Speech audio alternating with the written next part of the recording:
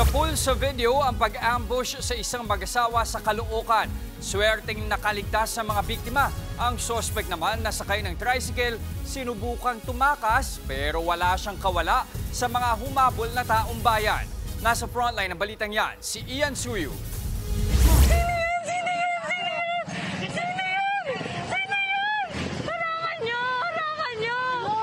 Nagsisisigaw ang mga residente matapos ang pamamaril na nangyari sa barangay 176 sa Caloocan pasado alas 9 kagabi. Ang namaril na tricycle driver humarurot pero pinahabol sa mga nakakitang residente.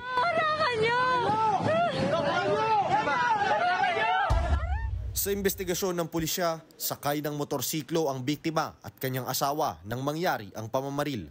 Kamotor sila, no?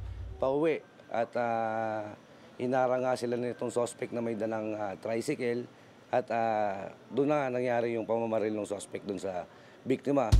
Maswerteng buhay ang 34 anyos na biktima matapos madaplisan ng bala sa kaliwang sentido. Kasalukuyan siyang nagpapagaling sa ospital. Sa mismong bahaging ito ng Phase 2 ng Barangay 176 nangyari ang pamamaril. Ang suspect agad kumaripas sakay ng kanyang tricycle. Mabuti na lamang at maraming tao sa lugar na mangyari ang insidente, kaya't ilang mga residente ang nagmagandang loob at hinabol ang suspect. Kabilang ang isang tricycle driver na ito sa mga humabol. Kwento niya, hindi na niya alintana kahit may dala pang baril ang suspect.